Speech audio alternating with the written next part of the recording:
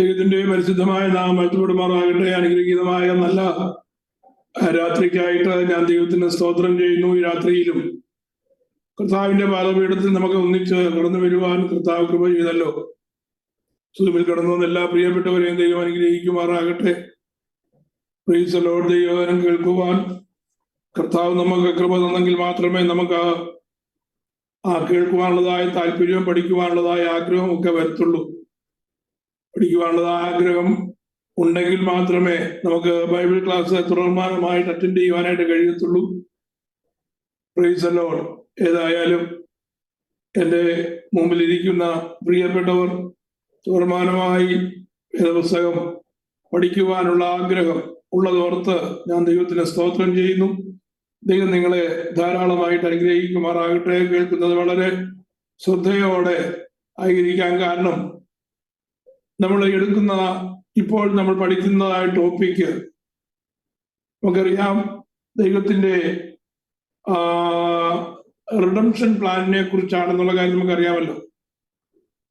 അതിൽ പുറപ്പാട് പുസ്തകത്തിലേക്ക് വരുമ്പോൾ മാനവജാതിയുടെ വീണ്ടെടുപ്പിനോടുള്ളതായ ബന്ധത്തിൽ പുറപ്പാട് പുസ്തകവും ലേവിയ പുസ്തകവും വളരെ പ്രാധാന്യത്തോടെ പഠിക്കേണ്ട രണ്ട് പുസ്തകങ്ങളാണ്. പുറപ്പാട് പുസ്തകം ഒരു പക്ഷേ നമുക്ക് വായിക്കാൻ താല്പര്യം വന്നേക്കാം. പക്ഷെ ലേവിയ പുസ്തകം സാധാരണഗതിയിൽ ആരും അത് വായിക്കുകയുമില്ല, വായിക്കാനുള്ളതായ താല്പര്യം വരുത്തുമില്ല. വായിച്ചു കഴിഞ്ഞാൽ ആർക്കും അധികം ഒന്നും മനസ്സിലാക്കുവാനായിട്ട് കഴിയത്തുമില്ല. പക്ഷേ വീണ്ടെടുപ്പിനുള്ളതായ ബന്ധത്തിൽ പ്രത്യേകിച്ച് പുതിയ നിയമസഭയുടെ ആരാധനയോട്, ആരാധനാ നിയമങ്ങളോട്, വിശുദ്ധിയുടെ പ്രമാണങ്ങളോട്, ഇതെല്ലാം നമുക്ക് പുതിയ നിയമത്തിൽ മനസ്സിലാക്കണമെങ്കിൽ ആ രണ്ട് പുസ്തകങ്ങളും ശരിയായി നാം പഠിച്ചെങ്കിൽ മാത്രമേ അതിൻ്റെ തിരുവചന സത്യങ്ങൾ നമുക്ക് മനസ്സിലാക്കുവാനായിട്ട് കഴിയത്തു. ഇപ്പൊ നമ്മളിന്ന് കഴിഞ്ഞ ആഴ്ച തുടങ്ങിയത് സമാഗമന കൂടാരമാണ്. സമാഗമന കൂടാരത്തെ കുറിച്ച് ഞാനൊരു ഔട്ട്ലൈൻ നിങ്ങളോട് കഴിഞ്ഞ ആഴ്ച പറഞ്ഞു. അതാണ് സ്ക്രീനിൽ കാണുന്നത്. ഞാനത് വീണ്ടും കാണിക്കാനുള്ള കാരണം നിങ്ങളുടെ ഓർമ്മയിലേക്ക് വീണ്ടും വരാൻ വേണ്ടിയാണ്. കാരണം ഞാൻ വരുന്ന 2-3 ആഴ്ചകൾ നമ്മൾ സമാഗമന കൂടാരത്തെ വിശദമായി ഒന്ന് ചർച്ചാ വിഷയമാക്കുന്നുണ്ട്. കാരണം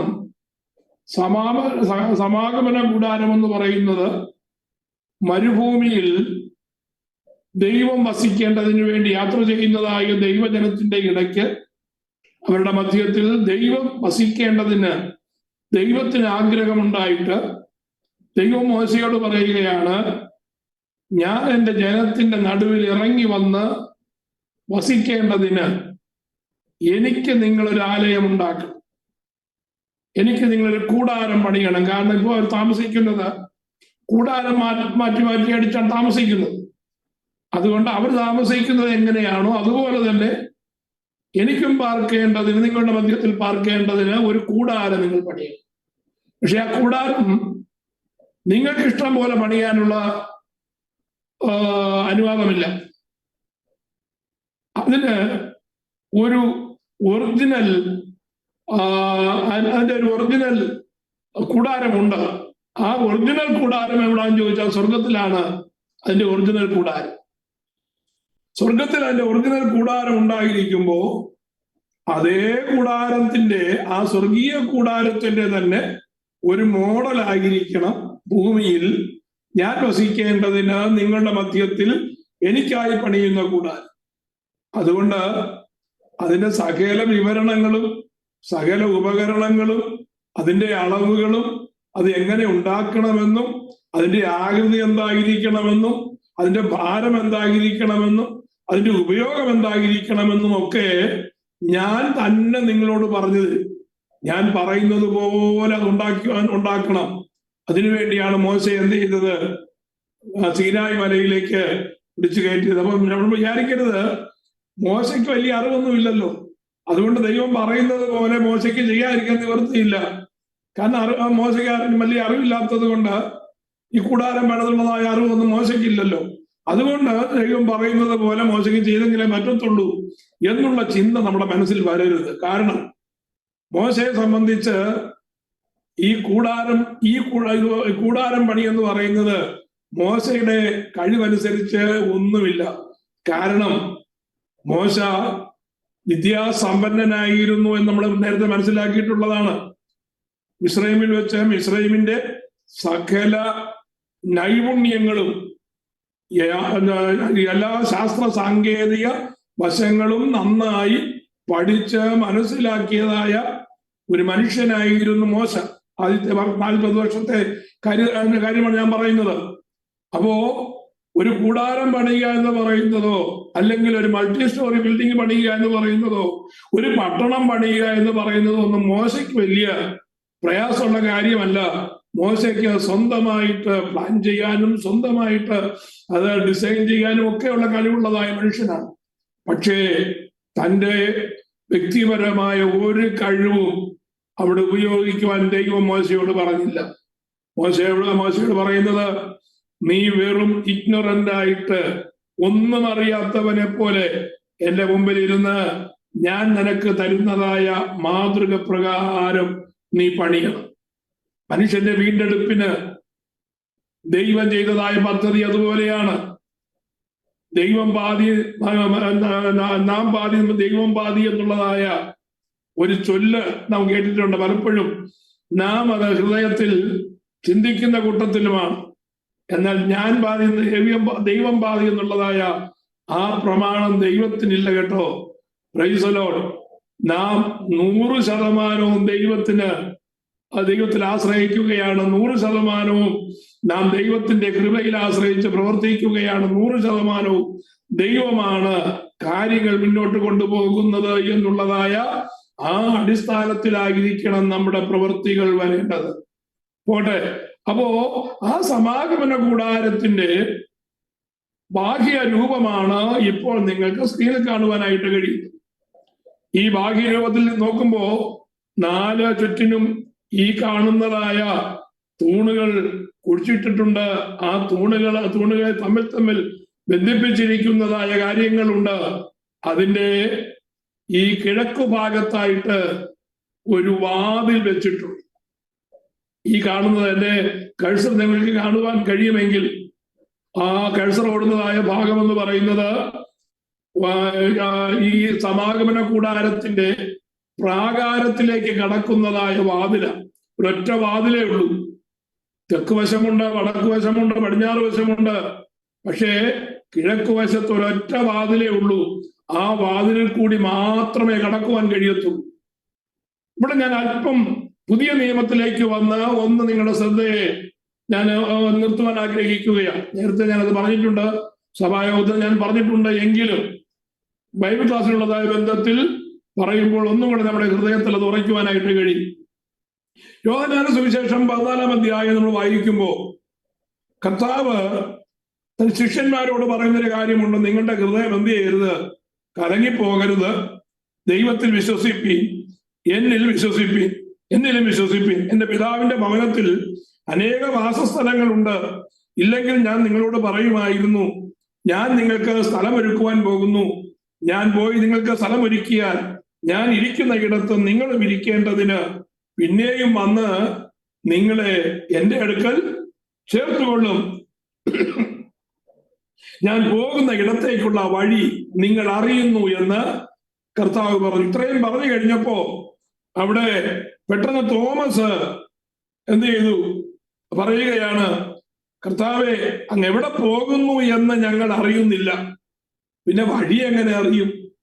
എവിടെ പോകുന്നു ഞങ്ങൾക്ക് അറിയത്തില്ല, പിന്നെ വഴി എങ്ങനെ അറിയും? കർത്താവ് പറഞ്ഞു, ഞാൻ പോകുന്നത് പിതാവിന്റെ അടുക്കലേക്കാണ്. ഞാൻ പറഞ്ഞു, വഴി നിങ്ങൾക്ക് അറിയത്തില്ല എന്നാണ് നിങ്ങൾ പറയുന്നത്. പക്ഷേ നിങ്ങളുടെ മുമ്പിൽ തന്നെ വഴിയുണ്ടല്ലോ. നിങ്ങളുടെ മുമ്പിൽ നിങ്ങൾ കാണത്തക്കവണ്ണം വഴി ക്ലിയർ ആയിട്ട് കണ്ടിരിക്കുക. നിങ്ങളൊന്ന് കണ്ണു തുറന്ന് നോക്കുകയേ വേണ്ടൂ. ഏതാ വഴി? കർത്താവ് പറഞ്ഞു, ഞാനാണ് വഴിയും സത്യവും ജീവനും. എന്നിൽ കൂടെ അല്ലാതെ ആരും പിതാവിന്റെ അടുക്കൽ എത്തുന്നില്ല. കർത്താവ് എന്താണ് ഉദ്ദേശിച്ചെന്നറിയാമോ?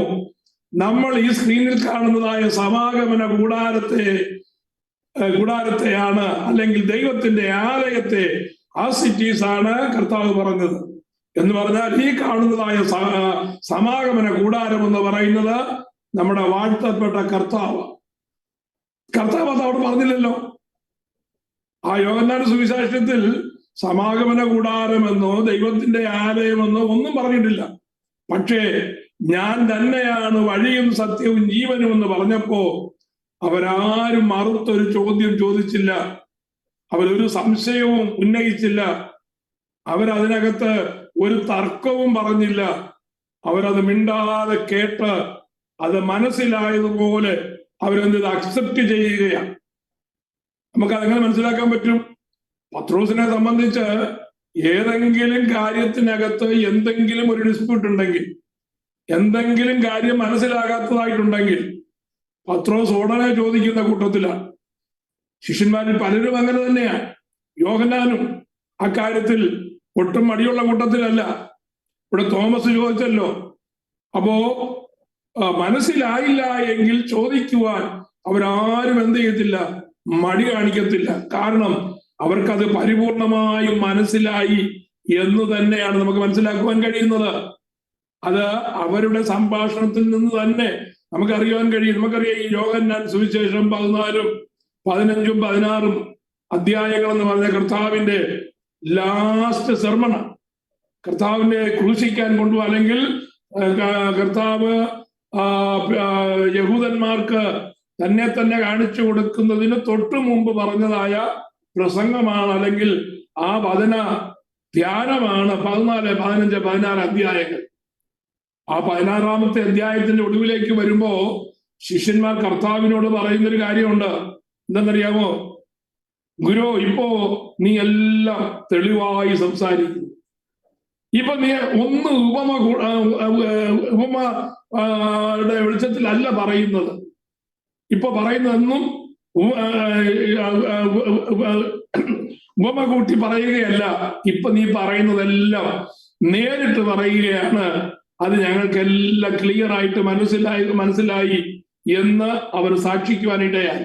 എന്ന് പറഞ്ഞാൽ 14ാം അധ്യായത്തിൽ ഈ പറഞ്ഞ കാര്യം അവർക്ക് മനസ്സിലായി എന്ന് ചുരുക്കം. എന്തുകൊണ്ട് അവർക്ക് മനസ്സിലാകാൻ കാരണമെന്ന് ചോദിച്ചാൽ, നാം സമാഗമന കൂടാരത്തെ കുറിച്ച് പഠിക്കുമ്പോ നോക്കൂ, ഇവിടെ സമാഗമന കൂടാരം എന്ന് പറയാം, അല്ലെങ്കിൽ തിരുനിവാസം എന്ന് പറയുന്നത് ആ കൂടാരത്തിന്റെ അല്ലെങ്കിൽ ഈ കാണുന്നതായ ഭാഗത്ത്, ആ പുറകിൽ കാണുന്നതായ ഭാഗമാണ്. ഞാൻ പറഞ്ഞല്ലോ, അവിടേക്കുള്ളതായ വഴി, അല്ലെങ്കിൽ ആ സമാഗമന കൂടാരത്തിലേക്ക് പോകണമെങ്കിൽ ഈ വാതിൽ കടന്ന് മുമ്പിൽ വെച്ചിരിക്കുന്നതായ യാഗപീഠം തരണം ചെയ്ത് യാഗപീഠത്തിന്റെ പിന്നിൽ വെച്ചിരിക്കുന്നതായ ഈ താമ്രത്തൊട്ടിയും കടന്നു വേണം എന്ത് ചെയ്യേണ്ടത്? തിരുനിവാസത്തിലേക്ക് കടക്കേണ്ടത്. അപ്പൊ തിരുനിവാസത്തിലേക്ക് പോകേണ്ടതായ വഴി എന്ന് പറയുന്നത് ഈ വാതിൽ മുതൽ തിരുനിവാസം വരെയുള്ളതായ പ്രാകാരമാണ്. യഹൂദന്മാരുടെ ഭാഷയെ പറഞ്ഞാൽ വഴി. അവർക്കത് കൃത്യമായി മനസ്സിലായി. വഴിയെന്ന് പറഞ്ഞാൽ എന്താണ്? അവർക്ക് പെട്ടെന്ന് അവരുടെ ഹൃദയത്തിലേക്ക് വന്നത് ആ പ്രാകാരം ഉൾപ്പെടുന്നതായ സമാഗമന കൂടാരം. ആ വഴിയിൽ എന്തുണ്ട്? 2 കാര്യങ്ങളുണ്ട്. ഒന്ന് ഈ കാണുന്നതായ പെട്ടകവും, 2 താമ്രത്തൊട്ടിയും. പെട്ടകവും നമ്മുടെ വാഴ്ത്തപ്പെട്ട കർത്താവിനെയാണ് സൂചിപ്പിക്കുന്നത്. ഈ താമ്രത്തൊട്ടിയും നമ്മുടെ വാഴ്ത്തപ്പെട്ട കർത്താവ് തന്നെയാണതും. Price the Lord. ആ വഴിയെന്ന് പറയുന്നത് സമാഗമന കൂടാരത്തിന്റെ പ്രാകാരമാണ്. ഈ വഴി എന്ന് പറയുന്നത് ഞാൻ പറഞ്ഞു, മനസ്സിലായോ? ഞാൻ തന്നെ വഴിയും സത്യവും ജീവനും എന്ന് പറയുമ്പോ കർത്താവ് പറയുന്നത് പിതാവായ ദൈവത്തിന്റെ ആ സാന്നിധ്യം വസിക്കുന്നതായ സമാഗമന കൂടാരത്തിന്റെ ഈ പുറകിലത്തെ ഭാഗമുണ്ടല്ലോ, അല്ലെങ്കിൽ അതിപരിശുദ്ധ സ്ഥലം. ആ അതിപരിശുദ്ധ സ്ഥലത്തേക്ക് എത്തേണ്ടത് അവിടെയാണ് ജീവൻ. അവിടെയാണ് ജീവന്റെ ദാതാവായ ദൈവം ഇറങ്ങി വസിക്കുന്നത്. അവിടെയാണ് ജീവൻ നൽകേണ്ടതായ ന്യായപ്രമാണം ഇരിക്കുന്നത്. അവിടെയാണ് ജീവൻ പകരുന്നതായ ദൈവത്തിന്റെ സാന്നിധ്യം കൃപാസനത്തിന്റെ മേൽ അധിവസിക്കുന്നത് ആ ജീവന്റെ അടുക്കലേക്ക് പോകുവാൻ, അല്ലെങ്കിൽ ആ പിതാവായ ദൈവത്തിന്റെ അടുക്കലേക്ക് ചെല്ലുവാൻ, ദൈവ സാന്നിധ്യത്തിലേക്ക് ചെല്ലുവാൻ വഴിയുണ്ട്. ഈ വഴിയിലും ഞാനുണ്ട്. ആ വഴി കടന്നാൽ അതിനകത്തുള്ളതായ ഭാഗം, രണ്ടാമത്തെ ഭാഗം എന്ന് പറയുന്നത് സത്യം, മൂന്നാമത്തെ ഭാഗം എന്ന് പറയുന്നത് ജീവൻ. ഇതാണ് ഞാൻ എന്നുള്ളതാണ് കർത്താവ് ഇവിടെ പറഞ്ഞത്. എന്ന് പറഞ്ഞാൽ അടുത്ത ഭാഗത്തേക്ക് നമുക്ക് വരുമ്പോ നോക്കൂ, ആ സമാഗമന കൂടാരത്തിന്റെ 3 ഭാഗങ്ങളാണ്. ഈ കാണുന്നത് കോർട്ടിയാട് അല്ലെങ്കിൽ പ്രാകാരം എന്ന് പറയുന്നതാണ് ഈ കാണുന്നതായ താഴെ കാണുന്ന 1-ാമത്തെ ഭാഗം. അവിടെ ആ 2 വസ്തുക്കളുണ്ട്. ഒന്ന് പെട്ടകവും മറ്റൊന്ന് താമ്രത്തൊട്ടിയും. അത് കഴിഞ്ഞാൽ നമ്മൾ കടക്കുന്നത് വിശുദ്ധ സ്ഥലം എന്ന് പറയുന്നതായ തിരുനിവാസത്തിലെ മുൻകൂടാരത്തിലേക്കാണ്. തിരുനിവാസത്തിന്റെ ആദ്യത്തെ ഭാഗം എന്ന് പറയുന്നത് മുൻകൂടാരമാണ്. ഈ മുൻകൂടാരത്തിലേക്ക് കടക്കുമ്പോ വലതുവശത്തായിട്ടിരിക്കുന്നതായ കാഴ്ചയപ്പത്തിന്റെ മേശയുണ്ട്. ഇടതുവശത്തായിട്ട് നിലവിളക്കിരിപ്പുണ്ട്. തിരശീലയോട് ചേർന്ന് ആ സ്വർണ്ണ ധൂപപീഠമുണ്ട്. ഈ 3 ഭാഗങ്ങൾ അടങ്ങിയതായ ഈ ഭാഗം, അല്ലെങ്കിൽ ആ വിശുദ്ധ സ്ഥലം എന്ന് പറയുന്നത് ദൈവവചനത്തിന്റെ ഉൾക്കാഴ്ചയാണ് നമുക്ക് കാണുവാനായിട്ട് കഴിയും. എന്താണ്? ഒന്ന്, കാഴ്ചയപ്പത്തിന്റെ പുറത്ത് അടുക്കി വെച്ചിരിക്കുന്നതായ അപ്പം, അത് പോഷണം തരുന്നതായ വചനമാണ്. ഞാൻ ആ ഒരൊറ്റ കാര്യം എക്സ്പ്ലെയിൻ ചെയ്യാനാണ് ഞാൻ വീണ്ടും എടുത്തത്. 2, ദൈവവചനത്തിന്റെ പ്രതീകമായി നിൽക്കുന്നതായ തിരുനിവാസത്തിലെ ആ നിലവിളക്കിന് കർത്താവായ യേശു ക്രിസ്തുവിന് നിഴലായിരിക്കുന്നത് പോലെ ദൈവവചനത്തിനും നിഴലാണത്. ദൈവവചനമാണ് നമുക്ക് പ്രകാശം തരുന്നത്. ഇതിന്റെ 7 തിരുനാളങ്ങൾ അതിന്റെ പൂർണ്ണതയിൽ കത്തുമ്പോ ആലയം മുഴുവനും പ്രകാശം കൊണ്ട് നിറയുവാനിടയാകും. അപ്പോ ഈ വചനം എന്ന് പറയുന്നത് നമ്മളെ പോഷിപ്പിക്കുന്നതായ വചനം. ഈ പോഷന് യഹൂദന്മാരുടെ ഭാഷയിൽ പറഞ്ഞാൽ ഈ വിശുദ്ധ സ്ഥലത്തിന് പറയുന്ന പേര് അവർ മനസ്സിലാക്കുന്നത് സത്യമെന്ന. അപ്പൊ വഴി എന്ന് പറയുന്നത് പ്രാകാരം, സത്യമെന്ന് പറയുന്നത് വിശുദ്ധ സ്ഥലം. ആ വിശുദ്ധ സ്ഥലത്തെയും അതിപരിശുദ്ധ സ്ഥലത്തെയും തമ്മിൽ വേർതിരിക്കുന്ന ഒരു കർട്ടൻ നിങ്ങൾക്ക് ഇവിടെ കാണുവാൻ കഴിയും. ഈ കാണുന്ന തിക്കായി കാണുന്ന യെല്ലോ ലൈൻ എന്ന് പറയുന്നത് ആ കർട്ടനാണ്. കർട്ടന്റെ പുറകിലിരിക്കുന്നതായ പെട്ടകവും ആ പെട്ടകത്തെ മൂടി വെച്ചിരിക്കുന്നതായ പെട്ടകത്തിന്റെ അടപ്പ് പോലെ മൂടി വെച്ചിരിക്കുന്നത് കൃപാസനവും, കൃപാസനത്തിന്റെ മുകളിൽ പണിതു വെച്ചിരിക്കുന്നതായ കെരൂബുകളെയും കാണുവാൻ കഴിയും. ഈ കെരൂബിന്റെ മുകളിലാണ് അത്യുന്നതനായ ദൈവത്തിന്റെ സാന്നിധ്യം ഇറങ്ങി വസിക്കുന്നത്. അപ്പോ പിതാവിന്റെ അടുക്കലേക്കുള്ളതായ വഴി എന്ന് പറയുന്നത് ഞാൻ തന്നെയാണ് വഴി. പ്രാകാരമാകുന്നതായ ആ വഴിയിൽ കൂടെ കടന്ന് സത്യവചനം എന്നതായ പോഷണം നൽകുന്നതായ വചനവും ഭക്ഷിച്ച് അടുത്തത് ജീവന്റെ അനുഭവമായ അല്ലെങ്കിൽ റീമയായി വെളിപ്പെടുന്ന നമ്മുടെ ജീവിതത്തിൽ ദൈനംദിന നടത്തിപ്പിന് വേണ്ടി വെളിപ്പെട്ടു വരുന്നതായ ദൈവവചന റീമ എന്ന് പറയുന്നതായ ദൈവവചനവും പ്രാപിച്ചു കഴിയുമ്പോ എവിടെ ചെല്ലുകയാണ്? ദൈവ സാന്നിധ്യം നേരിട്ട് അനുഭവിപ്പാൻ കഴിയുന്നതായ ആ ഒരു അനുഭവത്തിലേക്ക് എത്തിച്ചേരുകയാണ്. അപ്പൊ കർത്താവ് പറഞ്ഞത് ഞാൻ തന്നെയാണ് വഴിയും സത്യവും ജീവനും എന്ന് പറയുമ്പോ ആ സമാഗമന കൂടാരം അവരുടെ ഹൃദയത്തിലേക്ക് ഓടി വരികയാണ്. Price the Lord. അത് നിങ്ങൾ മനസ്സിലാക്കണം. അത് മനസ്സിലാക്കാൻ വേണ്ടിയാണ് ഞാൻ ഈ ഡയഗ്രം ഒന്നും കൂടെ കാണിക്കുവാനായിട്ട് ഇടയായിട്ട് തീർന്നത്.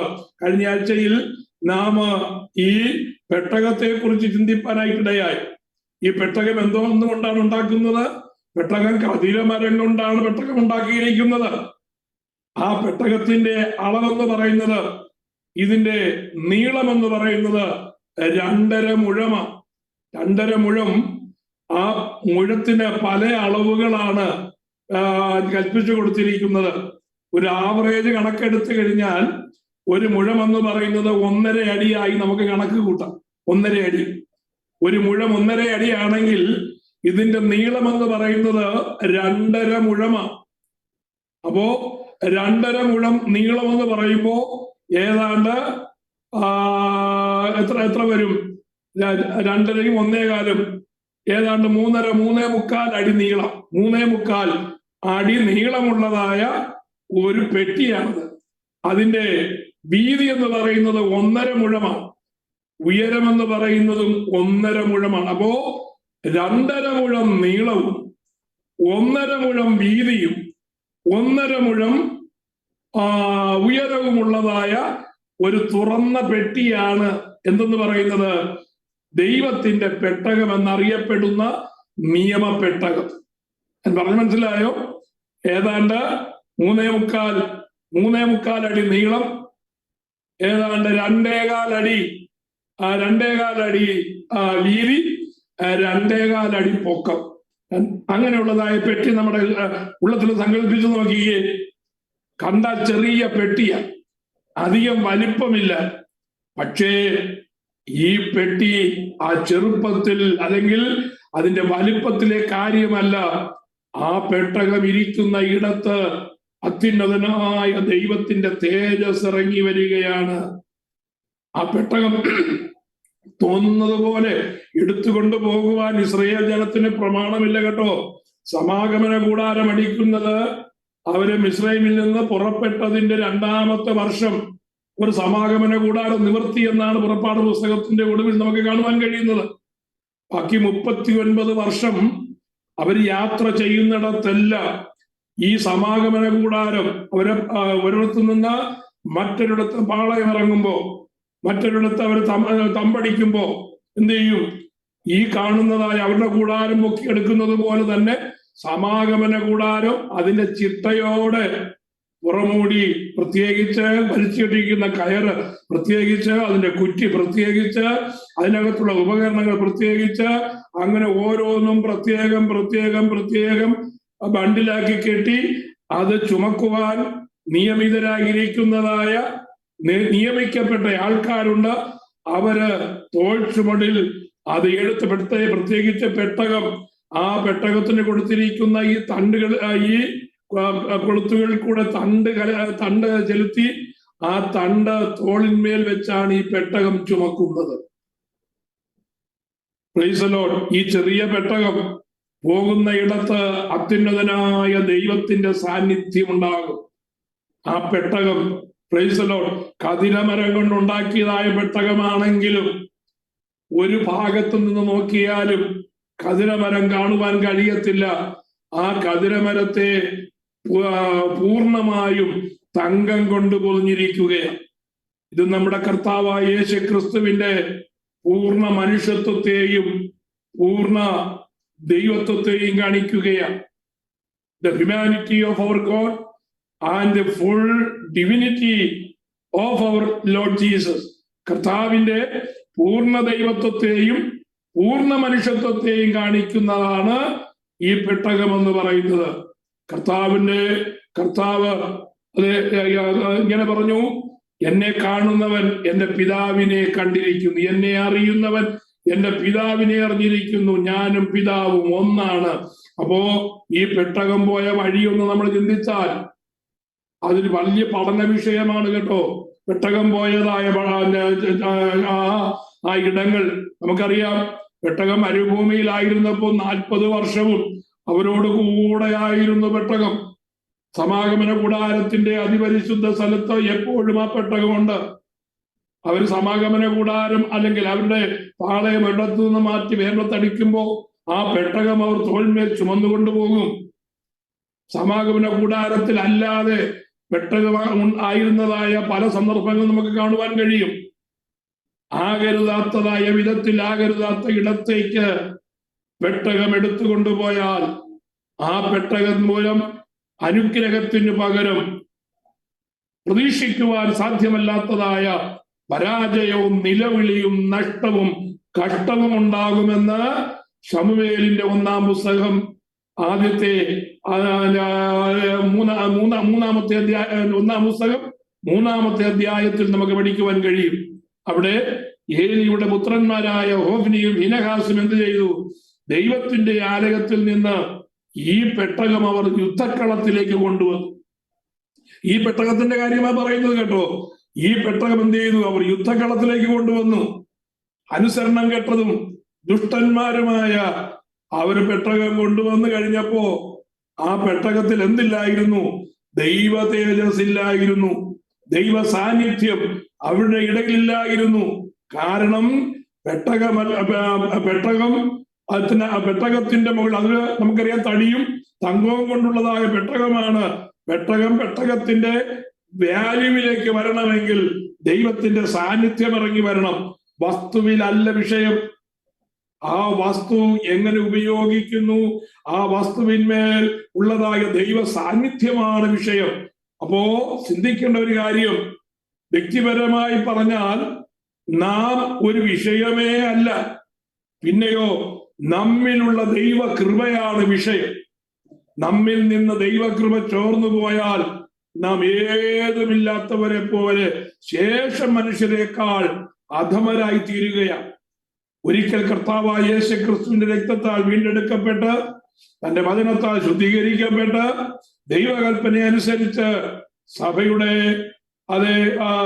ദൈവസഭയോട് ചേർന്ന് ആരാധിക്കുന്നതായ നമ്മുടെ മേലെന്തുണ്ട്? ഒരു ദൈവ സാന്നിധ്യമുണ്ട്, ഒരു ദൈവ തേജസ്സുണ്ട്. ആ ദൈവ സാന്നിധ്യം നമ്മിൽ ഇരിക്കുന്നിടത്തോളം നാം മറ്റുള്ളവരിൽ നിന്ന് എപ്പോഴും വ്യത്യസ്തരായിരിക്കും. എന്നാൽ ദൈവ സാന്നിധ്യം നമ്മിൽ നിന്ന് നഷ്ടപ്പെട്ടു പോയാൽ, ആകരുതാത്തതായ ഇടത്തേക്ക് പോയാൽ, ആകരുതാത്ത പ്രവൃത്തികളിൽ ഏർപ്പെട്ടാൽ, ദൈവവചനത്തിന് വിരുദ്ധമായിരിക്കുന്നതായ കാര്യങ്ങളിൽ നാം മുഴുകുമ്പോൾ നമ്മിൽ ദൈവം പ്രസാദിക്കാൻ ഇടയാകാതെ വരും. ഹോഫ്നിയും ഫിനെഹാസും ദൈവസന്നിധാനത്തിൽ ന്യായവിധിക്കായി ഒരുക്കപ്പെടുവാൻ ഇടയായി തീർന്നത് നമ്മൾ വായിപ്പാൻ കഴിയും. അവരെന്ത് ചെയ്തു? യുദ്ധത്തിൽ ജയിക്കേണ്ടത് അനിവാര്യമായ ഒരു വിഷയമായതുകൊണ്ട് അവർ പറഞ്ഞു, പെട്ടകം കൊണ്ടുവന്നു കഴിഞ്ഞാൽ ശത്രുവിന്റെ മേൽ നമുക്ക് ജയമുണ്ടാകും. Price the Lord. പെട്ടകം ദൈവത്തിന്റെ നിയമപ്രകാരം അല്ലാതെ പെട്ടകം കൊണ്ടുവന്നത് കൊണ്ടോ കൃപാസനം കൊണ്ടുവന്നത് കൊണ്ടോ ഒരു പ്രയോജനവുമില്ല എന്ന് മനസ്സിലാക്കണം. ഇത് പുതിയ നിയമത്തിന്റെ ഒരു തത്വം നമ്മളെ ഓർപ്പിക്കുകയാണ്. എന്താ തത്വം എന്നറിയാമോ?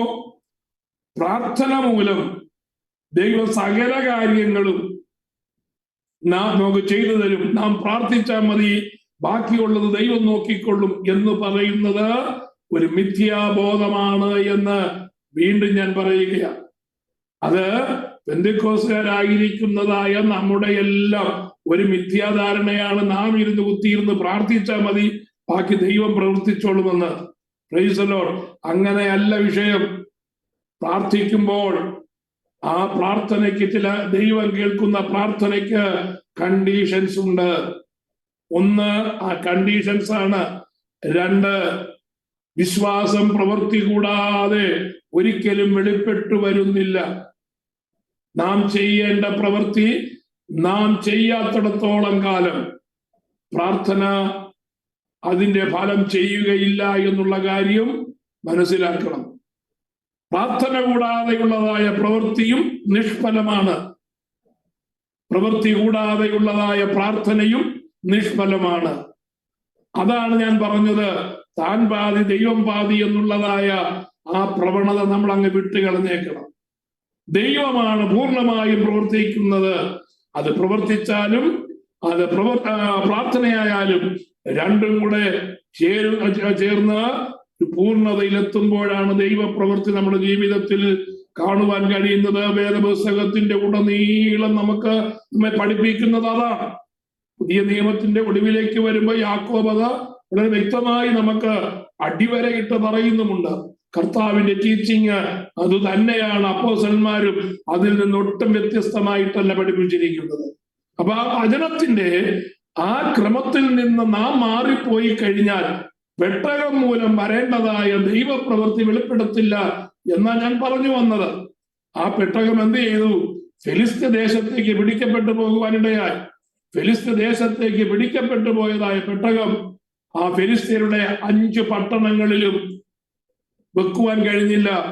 പെട്ടകം എവിടൊക്കെ ചെന്നോ അവിടെ ഉള്ളവർക്കെല്ലാവർക്കും തീരാ രോഗം പിടിപെടുവാൻ, മാരകമായ രോഗം പിടിപെടുവാൻ ഇടയായി. പട്ടണം വളരെ കഷ്ടതയിലായി, നിലവിളിയിലായി. ഒടുവിൽ അവർ പറഞ്ഞു, ഈ പെട്ടകം വരുന്നത് കൊണ്ടാണ് ഞങ്ങൾക്ക് ഇത്രയധികം ദുരിതം, അതുകൊണ്ട് പെട്ടകം ഇസ്രായേൽ ദേശത്തേക്ക് തന്നെ മടക്കി അയക്കണമെന്ന് പറഞ്ഞ് അവര് ഇസ്രായേൽ ദേശത്തേക്ക് പെട്ടകം മടക്കി അയക്കുവാനിടയായി. ആ പെട്ടകം കിര്യത്ത്യെയാരീമിൽ 20 വർഷം ഇരുന്നു എന്നുള്ള വായിക്കുന്നു. എന്നിട്ട് ആ പെട്ടകം ദാവീദിന്റെ സമയത്ത് വീണ്ടും യെരൂശലേമിലേക്ക്, അല്ലെങ്കിൽ ദൈവാലയത്തിലേക്ക് കൊണ്ടുവരുവാൻ, യെരൂശലേമിലേക്ക്, ദാവീദിന്റെ പട്ടണത്തിലേക്ക് കൊണ്ടുവരുവാൻ ദാവീദ് ഒരു തീരുമാനം ചെയ്തു. ദാവീദ് എന്താ ചെയ്തത്? ദാവീദ് തന്റെ അധികാരത്തിന്റെ പ്രമുക്തതയിൽ, തന്റെ രാജകീയ പ്രൗഢിയിൽ ആ പെട്ടകം കൊണ്ടുവരാമെന്ന് പറഞ്ഞുകൊണ്ട് അവരൊരു പുതിയ വണ്ടിയൊക്കെ ഉണ്ടാക്കി. ആ പുതിയ വണ്ടിയൊക്കെ ഉണ്ടാക്കി മല്ലന്മാരായ കരുത്തന്മാരായ ആൾക്കാരുടെ അകമ്പടിയോടുകൂടെ ഈ പെട്ടകം എടുത്ത് എന്ത് ചെയ്തു? ആ പുതിയ വണ്ടിയിൽ വെച്ചു. വണ്ടിയിലേക്ക് വെച്ചതേ അവന് ഓർമ്മയുള്ളൂ. എന്താ സംഭവിച്ചത്?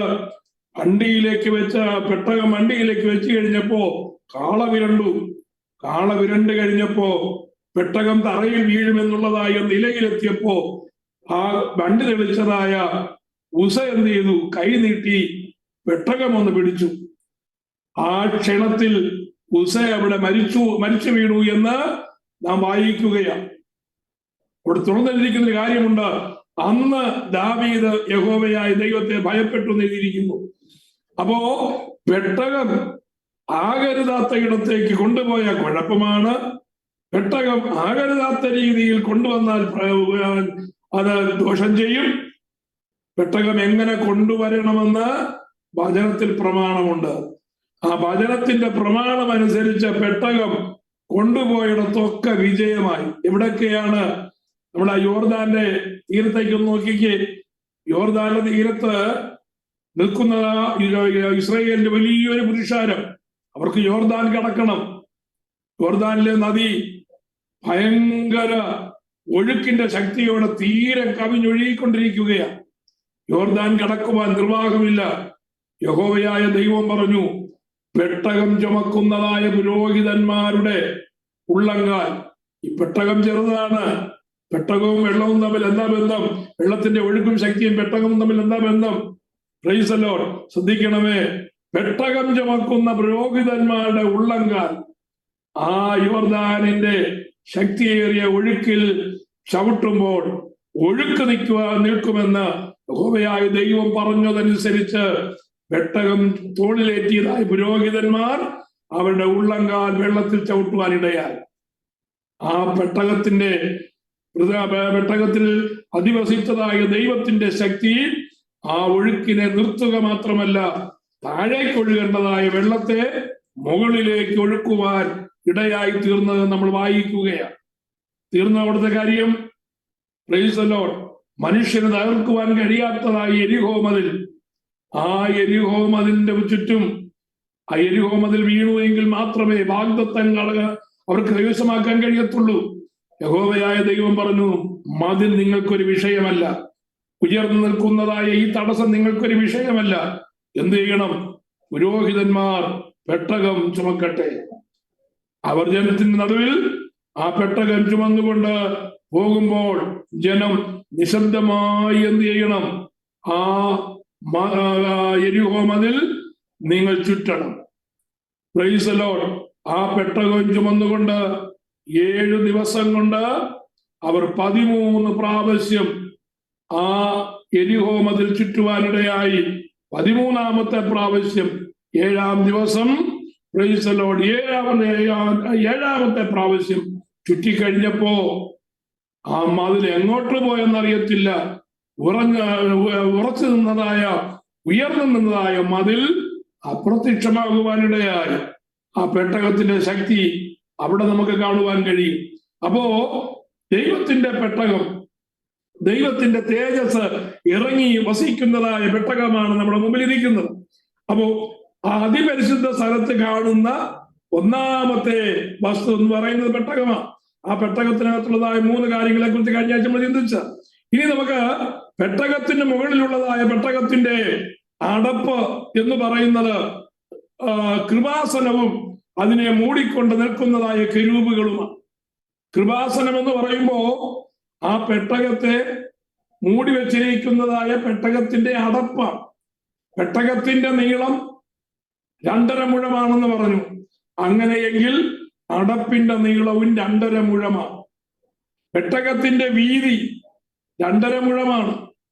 അതുകൊണ്ട് അടപ്പ് അല്ലെങ്കിൽ കൃപാസനത്തിന്റെ വീതിയും 1.5 മുഴമാണ് വീതി എന്ന് പറയുന്നത്. അങ്ങനെയെങ്കിൽ ഈ കൃപാസനത്തിന്റെ വീതിയും 1.5 മുഴമാണ്. അപ്പൊ 2.5 മുഴം നീളവും 1.5 മുഴം വീതിയുമുള്ളതായ ഒരടപ്പാണ് ഈ കൃപാസനം എന്ന് പറയുന്നത്. പെട്ടകമുണ്ടാക്കിയത് കതിരമരം കൊണ്ടുണ്ടാക്കി തങ്കം കൊണ്ട് പൊതിഞ്ഞെങ്കിൽ ഈ കൃപാസനത്തിൽ കതിരമരത്തിന്റെ ഒരംശവുമില്ല. കൃപാസനം ഉണ്ടാക്കിയിരിക്കുന്നത് തങ്കം കൊണ്ട് മാത്രമാണ് ഉണ്ടാക്കിയിരിക്കുന്നത്. കൃപാസനം എന്തിനെ കാണിക്കുകയാണ്? നമ്മുടെ വാഴ്ത്തപ്പെട്ട കർത്താവിനെ കാണിക്കുകയാണ്. ന്യായപ്രമാണം മോശ മുഖാന്തരം വന്നു, കൃപയും സത്യവും നമ്മുടെ വാഴ്ത്തപ്പെട്ട കർത്താവ് മുഖാന്തരമാണ് വന്നത് എന്ന് യോഹന്നാൻ രേഖപ്പെടുത്തിയിരിക്കുകയാണ്. എബ്രായ ലേഖന കർത്താവ് പറയുന്നത്, അതുകൊണ്ട് തത്സമയത്തെ കരുണ ലഭിക്കേണ്ടതിനും ദൈവത്തിങ്കിൽ നിന്ന് സഹായത്തിനുള്ളതായ കൃപ ലഭിക്കേണ്ടതിനുമായി ആ കൃപാസനത്തോട് ഏതു സമയത്തും അടുത്തു ചെല്ലുവാൻ നമുക്ക് എന്തുണ്ട്? അവകാശമുണ്ട്. Price the Lord. അപ്പൊ കൃപാസനം എന്ന് പറയുന്നത് എവിടെയാണ്? നോക്കൂ, എബ്രായ ലേഖനത്തിലെ കൃപാസനത്തെ കുറിച്ച് മനസ്സിലാക്കണമെങ്കിൽ, പ്രൈസ് ദി ലോർഡ്, ഹല്ലേലൂയ, തക്ക സമയത്ത് കൃപ ലഭിക്കേണ്ടതിന് ഈ കൃപാസനത്തോട് അടുത്ത് ചെല്ലണമെന്ന് എബ്രായ ലേഖനകർത്താവ് പറയുമ്പോ അതിന്റെ ആഴം മനസ്സിലാക്കണമെങ്കിൽ, അതിന്റെ പ്രാധാന്യം മനസ്സിലാക്കണമെങ്കിൽ സമാഗമന കൂടാരത്തിന്റെ അതിപരിശുദ്ധ സ്ഥലത്തിരിക്കുന്ന ഈ കൃപാസനത്തെ കുറിച്ച് നാം മനസ്സിലാക്കിയിരിക്കണം.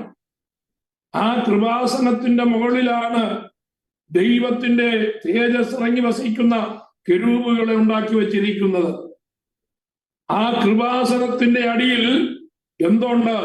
ആ കൃപാസനത്തിന്റെ അടിയിലെ പെട്ടകത്തിന്റെ ഉള്ളിൽ ഇരിക്കുന്ന പദാർത്ഥ 3 വസ്തുക്കളുണ്ട് നമ്മൾ പറഞ്ഞു. Price the Lord, hallelujah. കർത്താവിന്റെ അടുക്കലേക്ക് വരുമ്പോ കർത്താവിൽ എന്തുണ്ട്? കർത്താവിൽ വലിയ കരുതലുണ്ട്. കർത്താവിൽ നിത്യതയ്ക്കുള്ളതായ വചനമുണ്ട്. കർത്താവിൽ നമ്മൾക്കുള്ളതായ അധികാരങ്ങളും പദവികളും ദൈവത്തിൻ്റെതായ സംരക്ഷണയും ഉണ്ട് എന്ന് നമ്മൾ ആ പെട്ടകത്തിനകത്തു നിന്ന് മനസ്സിലാക്കുകയാണ്. ആ പെട്ടകത്തെ എന്തുകൊണ്ടാണ് മൂടിയിരിക്കുന്നത്? ഈ കൃപാസനം കൊണ്ട് മൂടിയിരിക്കുകയാ.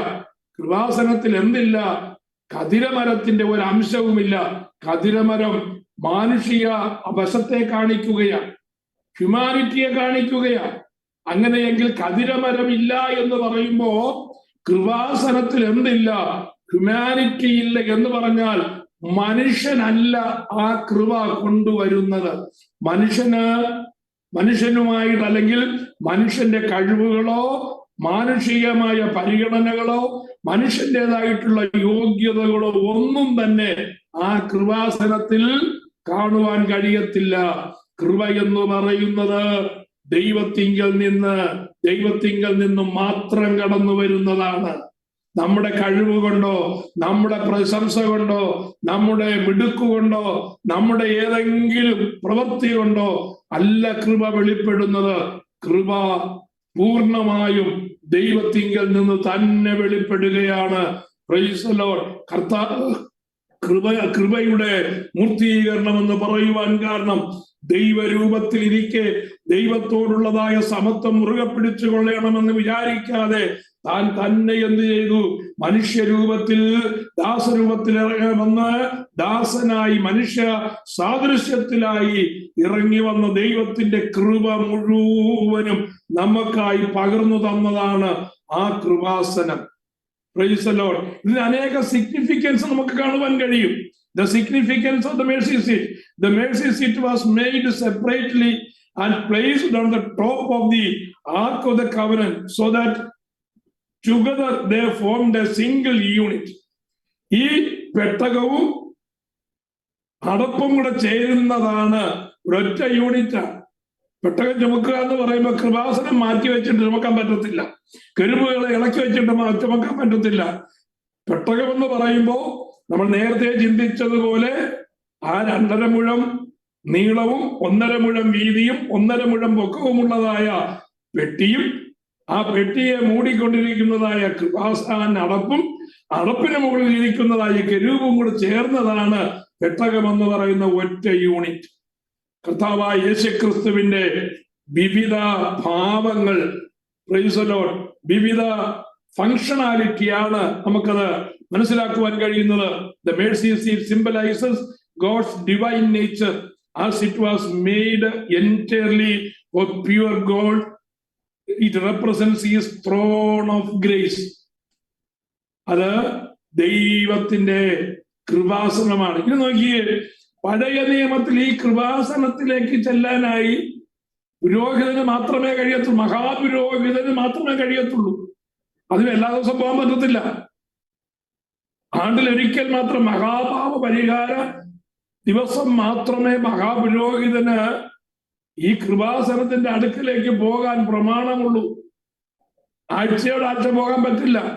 ഒരു 3 മാസം കൂടുമ്പോൾ ഷെഡ്യൂൾ അനുസരിച്ച് പോകാൻ തീർച്ചയായിട്ടും പറ്റത്തില്ല. ദൈവം കൊടുത്തിരിക്കുന്നതായ permission once in an year ആണ്. അതും വളരെ ഭയത്തോടെയാണ് മഹാപുരോഹിതൻ ഈ കൃപാസനത്തിന്റെ അടുക്കിലേക്ക് ചെല്ലുന്നത്. താൻ ആ കൃപാസനത്തിന്റെ അടുക്കിലേക്ക് ചെല്ലുമ്പോ മരണഭയം തന്റെ ഉള്ളിൽ വലുതായി കാണും. എവിടെങ്കിലും ഒരു പിഴവ് വന്നതുപോലെ ആലയത്തിൽ നിന്ന് പുറത്തേക്ക് പോകാൻ കഴിയത്തില്ല, അവിടെ വീണു മരിക്കും. പിന്നെ തന്റെ അരയിൽ കെട്ടിയിരിക്കുന്നതായ ആ ചരടുണ്ടല്ലോ, ആ ചരട് വെളിയിൽ നിന്ന് വലിക്കുന്നതിനനുസരിച്ച് ഡെഡ് ബോഡി ആയിരിക്കും വെളിയിലേക്ക് എടുക്കുവാൻ കഴിയുന്നത്. അതുകൊണ്ട് മഹാപുരോഹിതൻ വിറച്ചാണ് അകത്തേക്ക് ചെല്ലുന്നത്. ചെല്ലുമ്പോൾ തന്നെ അവന്റെ ഒരു കൈയിൽ പാപപരിഹാരത്തിന് വേണ്ടി അറുക്കപ്പെട്ടതായ ആ ആട്ടുകൊറ്റന്റെ രക്തം അവന്റെ കയ്യിൽ കാണും. അത് തന്റെ പാപത്തിനും ജനത്തിന്റെ പാപത്തിനും പരിഹാരത്തിനായി അത് ആലയത്തിലേക്ക് കൊണ്ടുവന്ന് അത് ആലയത്തിൽ പെട്ടകത്തിലേക്ക് അവൻ സ്പ്രിങ്കിൾ ചെയ്യുകയാണ്. ഇവരിൽ അതിനകത്ത് മുക്കി. അത് ആണ്ടിലൊരിക്കൽ. എന്നാൽ പുതിയ നിയമവിശ്വാസികളായ നമുക്ക് എബ്രായ ലേഖന കർത്താവ് പറയുന്നത് എന്താണ്? അതുകൊണ്ട് കരുണ ലഭിപ്പാനും തക്ക സമയത്ത് ദൈവത്തിന്റെ കൃപ ലഭിപ്പാനുമായി ഏതു സമയത്തും, അർദ്ധരാത്രി വേണോ, പ്രഭാതത്തിൽ വേണമോ, വൈകിട്ട് വേണമോ, ഒരു ദിവസം എത്ര പ്രാവശ്യം വേണം, ഈ കൃപാസനത്തിന്റെ അടുക്കലേക്ക് ഫ്രീ ആയി നമുക്ക് കടന്നു ചെല്ലുവാൻ കഴിയും. എങ്ങനെ അത് സാധിച്ചത് ആ വലിയ കർട്ടൻ ഉണ്ടല്ലോ, ആ വിശുദ്ധ സ്ഥലത്തിനും അതിപരിശുദ്ധ സ്ഥലത്തിനും വേർതിരിവായി കിടന്നതായ ആ ഭാരമേറിയ വലിയൊരു കർട്ടനുണ്ട്. സാധാരണ തുണി കൊണ്ടുണ്ടാക്കുന്ന കർട്ടൻ അല്ലത്. ആ കർട്ടന്റെയൊക്കെ അളവും അതുണ്ടാക്കേണ്ടതായ രീതിയും ഒക്കെ ഉണ്ട് കേട്ടോ. Price the Lord. അത് ചുമക്കാൻ തന്നെ, അത് കർട്ടൻ മാറ്റണമെങ്കിൽ തന്നെ അത് വലിയൊരു പ്രോസസ്സ് തന്നെയാണ്. അപ്പോ ആ കർട്ടൻ കിടക്കുന്നിടത്തോളം പുറമേ നിന്ന് ആർക്കും അതിനകത്തേക്ക് കടക്കാൻ കഴിയത്തില്ല. പക്ഷേ ക്രിസ്തു തന്റെ ദേഹം എന്നതായ തിരശീല ചിന്തിയപ്പോ, കാൽവറി ക്രൂശിൽ കർത്താവ് തന്റെ ജീവനെ ഏൽപ്പിച്ചു കൊടുത്തു കഴിഞ്ഞപ്പോ ആലയത്തിലെ തിരശീല മേൽ തൊട്ട് അടിയോളം 2ആയി ചിന്തി. ആ പെട്ടകത്തെ മറച്ചുകൊണ്ട്, ആ കൃപാസനത്തെ മറച്ചുകൊണ്ട് അതിപരിശുദ്ധ സ്ഥലത്തിനും വിശുദ്ധ സ്ഥലത്തിനും ഇടയിൽ തൂങ്ങിക്കിടന്നതായ ആ കർട്ടൻ മാനുഷിക കൈകളെ കൊണ്ടല്ല, ഉയരത്തിലെ കൈകൾ കൊണ്ട് മുകളിൽ നിന്ന് അടിയോളം 2ആയി ചിന്തി ആ വലിയ വഴി നമുക്ക് വേണ്ടി തുറക്കപ്പെട്ടു. ക്രിസ്തു എന്നതായ വഴി നമുക്ക് വേണ്ടി തുറക്കപ്പെട്ടത് കൊണ്ട് ആ കൃപാസനത്തിന്റെ അടുക്കലേക്ക് ഏത് നിമിഷവും അകത്ത് ചെന്ന് നമുക്ക് ഹൃദയം പകരുവാൻ ദൈവം തന്നിരിക്കുന്ന ആ വലിയ ഭാഗ്യം, അതാണ് ശ്രേഷ്ഠത എന്ന് പറയുന്നത്. ഞാൻ പറഞ്ഞു മനസ്സിലായോ? ആ വാക്യത്തിന്റെ പൊരുൾ മനസ്സിലാക്കണമെങ്കിൽ സമാഗമന കൂടാരത്തിലേക്കുള്ളതായ ആ ചിന്തയിൽ കൂടെ മാത്രമേ നമുക്കതിന്റെ പൊരുൾ മനസ്സിലാക്കാൻ കഴിയത്തുള്ളൂ. അതുകൊണ്ടാണ് പഴയ നിയമത്തിന്റെ പ്രമാണങ്ങൾ മാറ്റിവെച്ചിട്ട് പുതിയ നിയമത്തെ കുറിച്ച് നമുക്ക് മനസ്സിലാക്കുവാൻ കഴിയത്തില്ല എന്ന് പറഞ്ഞതിന്റെ താല്പര്യം. പഴയ നിയമം എന്തിനാ തന്നേക്കുന്നത്? പഴയ നിയമം വിടർത്തുമ്പോ പുതിയ നിയമം അതിനകത്തു നിന്ന് പുറത്തേക്ക് വരുന്നത് കാണുവാൻ കഴിയും. Praise the Lord. പുതിയ നിയമം തുറക്കണമെങ്കിൽ പഴയ നിയമത്തിന്റെ വെളിച്ചത്തിൽ മാത്രമേ നമുക്ക് ഹല്ലേലൂയ ദൈവിക പ്രമാണങ്ങളുടെ അർത്ഥം മനസ്സിലാക്കാൻ കഴിയത്തുള്ളൂ. മാനസാന്തരത്തെ കുറിച്ചായാലും സ്നാനത്തെ കുറിച്ചായാലും പരിശുദ്ധാത്മാവിന്റെ പ്രവർത്തനങ്ങളെ കുറിച്ചായാലും ഒക്കെ അതിന്റെ ആഴങ്ങൾ മനസ്സിലാക്കുവാൻ പഴയ നിയമത്തിന്റെ താളുകളിൽ കൂടെ നാം യാത്ര ചെയ്തേ മതിയാകുകയുള്ളൂ. ഇത് ദൈവത്തിന്റെ കരുതലുകളെ കുറിച്ച്, ദൈവിക ആലോചനകളെ കുറിച്ച്, ദൈവത്തിന്റെ പ്രവൃത്തികളെ കുറിച്ചൊക്കെ നമുക്ക് മനസ്സിലാക്കണമെങ്കിൽ പഴയ നിയമത്തിലേക്ക് നമ്മുടെ ശ്രദ്ധയെ തിരിച്ചെങ്കിൽ മാത്രമേ കഴിയുകയുള്ളൂ. പോട്ടെ, difference materials and structure. The Ark of the Covenant was made of acacia wood overlaid with gold, symbolizing human nature covered by divine character. അത് പെട്ടകം ഉണ്ടാക്കുന്നതായ കാര്യത്തെ കുറിച്ച് നമ്മൾ പറഞ്ഞു.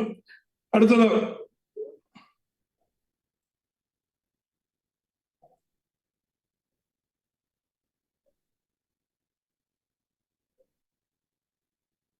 the cherubims on the mercy seat. The cherubim on the mercy seat were made from a single piece of pure. ഞാൻ കഴിഞ്ഞ ആഴ്ചയിൽ explain ചെയ്തതായിരുന്നു. This required great skill in metal work. The craftsmen of Israel knew how to heat, beat and shape the metal repeatedly until the cherubim were formed. Similarly, God is shaping us through trials and refining processes. ആ കെരൂബിനെ നോക്കിക്കഴിഞ്ഞാൽ കെരൂബായിട്ട് വരണമെന്നുണ്ടെങ്കിൽ എന്ത് ചെയ്യണം? ഒരു താലന്ത് പൊന്നുകൊണ്ട് അതിങ്ങനെ അടിച്ച് പരത്തി ഷേപ്പ് വരുത്തി അത് കെരൂബുകളുടെ രൂപത്തിൽ ഉണ്ടാക്കി വെച്ചിരിക്കുകയാണ്. അത് ദൈവ തേജസ് ഇറങ്ങി വരുന്ന കെരൂബായി തീരണമെങ്കിൽ ഈ ഒരു താലന്ത് പൊന്നെന്ന് പറയുന്നത് അനേക പ്രോസസ്സുകൾ കൂടെ കടന്നു പോകണം. ഫർണസിലിട്ട് അതിനെ ഉരുക്കണം, അതിനെ അടിക്കണം, അതിനെ ഷേപ്പ് വരുത്തണം, പിന്നെയും തീരണം, പിന്നെയും അതിനെ ഷേപ്പ് വരുത്തണം. അപ്പോൾ അനേക പ്രോസസ്സിൽ കൂടെ കടന്നു പോയെങ്കിൽ മാത്രമേ ദൈവ തേജസ് ഇറങ്ങി വരുന്നതായ ആ കെരൂബിന് ഫോം വരികയുള്ളൂ.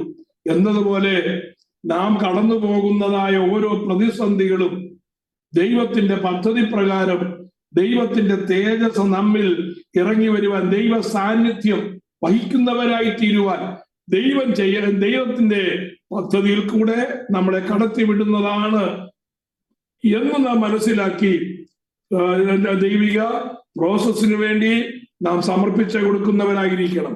ഇനി കൃപാസനത്തെ നോക്കിക്കഴിഞ്ഞാൽ നമുക്ക് ഒത്തിരി കാര്യങ്ങൾ മനസ്സിലാക്കുവാനായിട്ട് കഴിയും.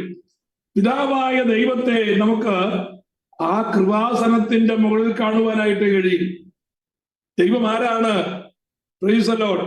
ദൈവം പിശാചിന്റെ അല്ലെങ്കിൽ ശത്രുവിന്റെ അറ്റാക്കിൽ നിന്ന് നമ്മെ വിടുവിക്കുന്നവനാണ് ദൈവം. നമ്മുടെ എല്ലാ പ്രോബ്ലംസിനും പരിഹാരം തരുന്നവനാണ് ദൈവം. God bears the problems and the pains of every individual on earth. 34 സങ്കീർത്തനത്തിന്റെ 12ാമത്തെ വാക്യം നമുക്ക് കാണുവാൻ കഴിയും. God's grief. നമ്മൾ വിചാരിക്കരുത് ദൈവത്തിന് യാതൊരു പ്രശ്നവും ഇല്ലാതെ വിചാരിക്കരുത്. ഈ ലോകത്തിൽ ഏറ്റവും അല്ലെങ്കിൽ നമ്മുടെ അറിവിൽ ഏറ്റവും ദുഃഖിക്കുന്ന ഒരു വ്യക്തി ആരെയും ചോദിച്ചാൽ ദൈവമാണ് ഏറ്റവും കൂടുതൽ ദുഃഖിക്കുന്നത്, ഏറ്റവും കൂടുതൽ വിചാരപ്പെടുന്നത് നമ്മുടെ ദൈവമാണ്. വിചാരപ്പെടുന്ന ദൈവത്തെ നമുക്ക് യെശയ്യാവിന്റെ പുസ്തകത്തിൽ കാണുവാൻ കഴിയും. യെശയ്യാവിന്റെ പുസ്തകം 6-ാം അധ്യായത്തിന്റെ 8ാമത്തെ വാക്യത്തിൽ തകർന്നു പോകുന്ന, നിലനിൽപ്പാൻ കഴിയാത്തതായ ഒരു ജനത്തെ നോക്കിയിട്ട് വളരെ വിലാപത്തോടെ, വളരെ ഉത്കണ്ഠയോടെ ചോദിക്കുന്നൊരു ചോദ്യമുണ്ട്. ഞാൻ ആരെ അയക്കേണ്ടു? ആർ നമുക്ക് വേണ്ടി പോകും? അതൊരു ആജ്ഞാസുരമായിട്ട് അല്ല കണക്കാക്കേണ്ടത്. ആര് ദൈവത്തിന് വേണ്ടി, ആര് പ്രവർത്തിക്കാനായിട്ട് ഇറങ്ങും?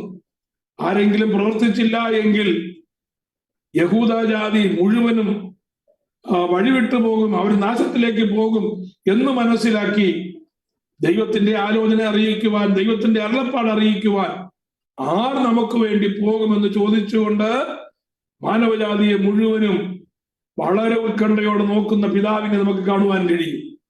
ആ ശബ്ദത്തിന്റെ തീവ്രതയും ആ ശബ്ദത്തിന്റെ ആഴവും മനസ്സിലാക്കിയ പ്രവാചകനായ യെശയ്യാവ് പറഞ്ഞു, അടിയനെ അയക്കണമേ എന്ന് പറഞ്ഞ് താൻ ഏൽപ്പിച്ചു കൊടുക്കുകയാണ് 6-ാം അധ്യായത്തിൽ. തുടർന്നുള്ളതായ 60 അധ്യായങ്ങൾ യെരൂശലേമിനോട്, യഹൂദയോട് ദൈവജനത്തോടുള്ളതായ ആലോചനയും മിശിഹാ തമ്പുരാനെ കുറിച്ചുള്ളതായ പ്രവചനങ്ങളും അടങ്ങിയ ഒരു വലിയ ശുശ്രൂഷയിലേക്ക് യെശയ്യാവിനെ ഇറക്കുന്നതായിട്ട് നമുക്ക് കാണുവാൻ കഴിയും. Praise the lord. ദൈവത്തിന്റെ ആ തൃത്വത്തെ കുറിച്ച് നമുക്ക് അവിടെ പഠിക്കുവാനായിട്ട് കഴിയും. Praise the lord. കൃപാസനത്തെ കുറിച്ചുള്ളതായ ഏറ്റവും പ്രധാനപ്പെട്ട ഒരു കാര്യം കൂടെ പറഞ്ഞ് ഇന്നത്തെ ക്ലാസ്സിനെ അവസാനിപ്പിക്കാം. Key lesson of the mercy seat. The lesson of the mercy seat is this: if we share in his sufferings, we will also share in the power of his resurrection. അതായത് കർത്താവിന്റെ കഷ്ടതയിൽ നാം കൂട്ടാളികളായാൽ കർത്താവിന്റെ പുനരുത്ഥാനത്തിന് നാം കൂട്ടാളികളാകും. അതാണ് പുതിയ നിയമം നമ്മൾ പഠിപ്പിക്കുന്നത്. Price the Lord. കർത്താവിന്റെ കഷ്ടതയിൽ കൂട്ടാളികളാകുവാൻ സന്നദ്ധരായില്ല എങ്കിൽ പുനരുത്ഥാനത്തിൽ നമുക്ക് പങ്കും ഓഹരിയും ഇല്ലാതെയായി തീരും. റോമാലേഖനം 8-ാം അധ്യായത്തിന്റെ 17-ാമത്തെ വാക്യവും 2 തിമോത്തി 2-ാം അധ്യായത്തിന്റെ 11-12 വാക്യങ്ങളും നമുക്ക് അവിടെ കാണുവാനായിട്ട് കഴിയും. Praise the Lord. അപ്പോ പെട്ടകത്തെക്കുറിച്ചും കൃപാസനത്തെക്കുറിച്ചുമുള്ളതായ ആ സ്പിരിച്വൽ വിഷൻ നമുക്കുണ്ടാകണം, ആ സ്പിരിച്വൽ വ്യൂ നമുക്കുണ്ടാകണം. അതുമൂലം നമുക്ക് ലഭിച്ചതായ ആത്മീക അനുഗ്രഹം എന്താണെന്നും ദൈവവുമായിട്ടുള്ളതായ കൂട്ടായ്മ ബന്ധം എങ്ങനെയാണെന്നുള്ളത് നാം മനസ്സിലാക്കുവാൻ ഇടയായിട്ട് തീർന്നാൽ നാം പഠിക്കുന്നത് കൊണ്ട് പ്രയോജനമുണ്ടാകും. അടുത്ത ആഴ്ചയിൽ നമുക്ക് ആ സമാഗമന കൂടാരത്തിന്റെ 2ാമത്തെ ഭാഗത്തേക്ക് അല്ലെങ്കിൽ വിശുദ്ധ സ്ഥലത്തേക്ക് വരാം.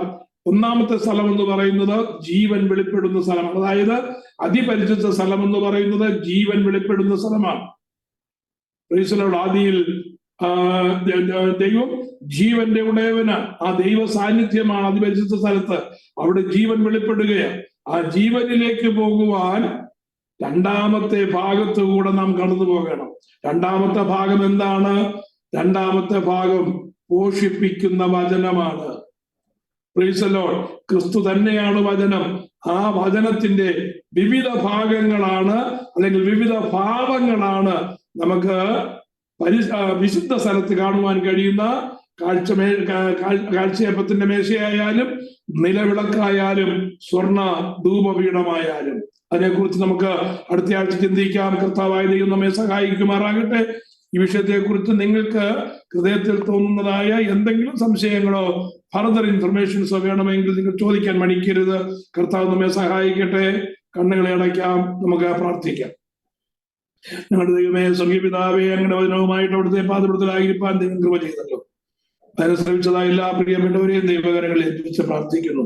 സൂമിൽ കർത്താവേ, ഹല്ലേലൂയ. വിവിധ ഇടങ്ങളിൽ ഇരുന്ന് അതിനെ ശ്രദ്ധിച്ചതായ എല്ലാ പ്രിയപ്പെട്ടവരെയും ദൈവം അനുഗ്രഹിക്കുമാറാകണമേ. ഞങ്ങൾ കേട്ടതായ വചനം അത് ജീവന്റെ വചനമായി ഞങ്ങളുടെ ഹൃദയത്തിൽ ഞങ്ങളുടെ ജീവനിൽ തുടിക്കുവാൻ ദൈവം കൃപ ചെയ്യുമാറാകണമേ. എപ്രകാരമാണ് കർത്താവിലേക്കുള്ളതായ പ്രവേശനം ഞങ്ങൾക്ക് ലഭിച്ചത് എന്ന് കർത്താവെ, സമാഗമന കൂടാരത്തിന്റെ പ്രാകാരത്തിൽ കൂടെ വിശുദ്ധ സ്ഥലത്തുകൂടെ അതിപരിശുദ്ധ സ്ഥലത്തേക്ക് ഞങ്ങൾ പ്രവേശിക്കുമ്പോൾ ഹല്ലേലൂയ, പുതിയ നിയമത്തിന്റെ ആരാധനാക്രമങ്ങൾ ഞങ്ങൾക്ക് മനസ്സിലാകുന്നത് പോലെ അതിൽ ഉറച്ചു നിൽപ്പാൻ ദൈവം സഹായിക്കണമേ. വചനം കേട്ടത് എല്ലാ പ്രിയപ്പെട്ടവരെയും ദൈവം അനുഗ്രഹിക്കണമേ. ആളാം പ്രതിയായിട്ട് ഏൽപ്പിച്ച് പ്രാർത്ഥിക്കുന്നു. ഞങ്ങളുടെ പ്രാർത്ഥനാ വിഷയങ്ങളൊക്കെ തിരക്കരങ്ങളിൽ ഏൽപ്പിക്കുന്നു. പ്രാർത്ഥന കേട്ടതിനാൽ സ്തോത്രം. യേശു ക്രിസ്തുവിന്റെ നാമത്തിൽ അപേക്ഷിക്കുന്നു. കേൾക്കണമേ സ്വർഗീയ പിതാവേ.